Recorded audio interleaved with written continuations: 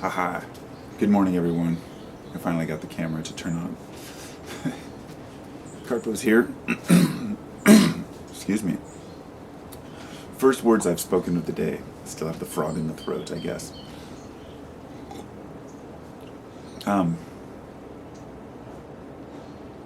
This morning, I guess I would like to talk about various things. I haven't really made a lot of morning videos lately. Maybe it's because I expect too much of myself, and I'm like, well, my mind's not functioning yet, you know. I don't quite know what to talk about, kind of thing.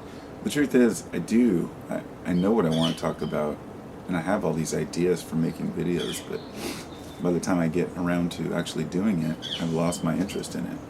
Or maybe it just doesn't seem as important as it did anymore. So this is just a ramble, a morning ramble,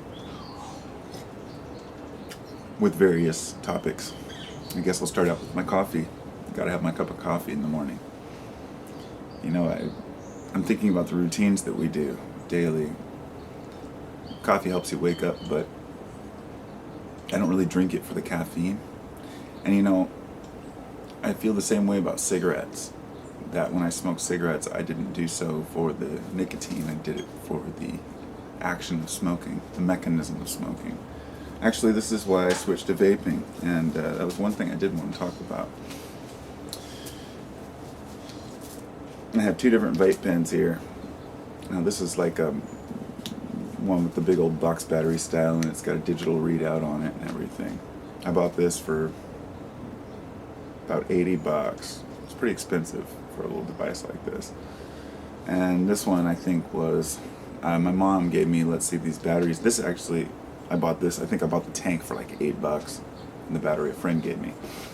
Since my friends found out I was vaping, they're like, oh, here, and they gave me all their batteries and then all their hash burning pens too. So I have like 4 hash burning pens plus like 4 vape pens.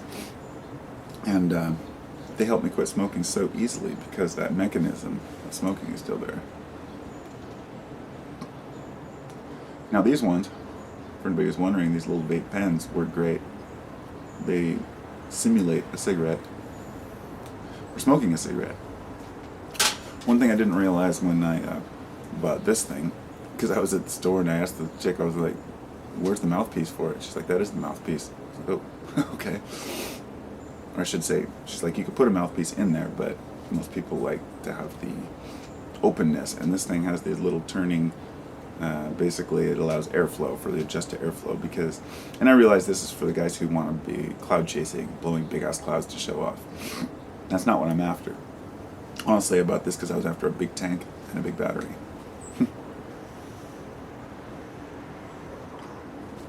That's pretty good. But I also found out that this battery dies really quick. Let's see if you can see the readout on there. Probably not with the camera. Right. Doesn't matter. Basically it just shows volts, ohms, and wattage, and then it counts the seconds that you're using it. Kind of a silly thing, really. It's just weird. I call them digital cigarettes, you know. I was like, oh, you're still smoking analog smokes? Yeah. Anyway, I mentioned these because people have asked me. They're like, oh, I wanted to start vaping, but you know. See, when you really open it up, it's just too much smoke, too much vapor. Phew. Something stinks out here.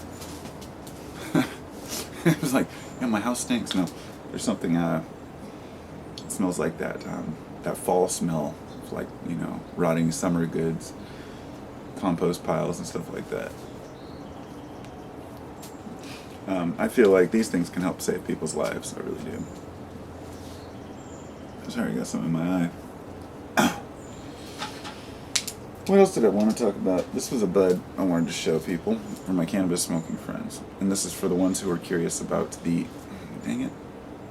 Come on, focus. Focus. Anyway. This came off of the Thai plant, which I won't call it a Thai plant anymore. I'll call it like a Vietnam plant from 1964 that somebody on YouTube had told me they got some seeds from a friend. that had brought him back from Vietnam and had him for 50 years, and gave him to him, and he gave me a few, and I grew this strain. I wanted to show it to everybody. The bud is like this pure round. It's just, I mean, just foxtailing like crazy. It's just a ball. But it doesn't smell like anything, and it doesn't really, you know, it looks like your typical Colombian gold, or, you know, something down there.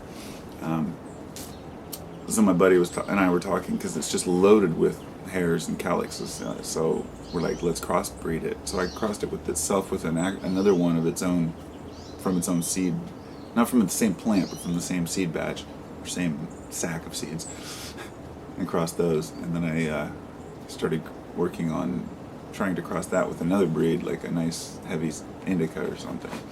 But I don't know, I'm just showing that for the people who are interested. It's weird to look at a bud that is 50 years old, or rather that's just been locked up in a seed for that long. I mean, isn't that a trippy thing?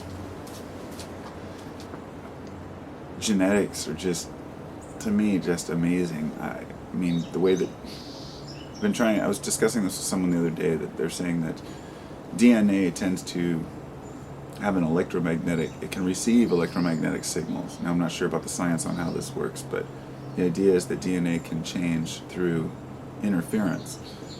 We know this is true because of the way that it replicates and what happens when we are interfered with by, say, X-rays.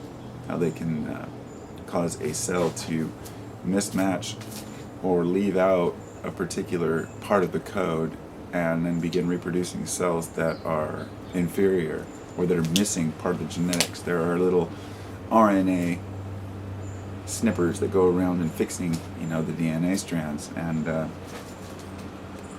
radiation can interfere with that. My thought is that many forces or energies in the universe interfere with DNA. That when we're born,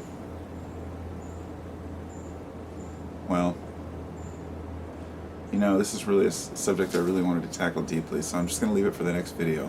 I'll just make this video about tobacco and weed. So everybody have a great day.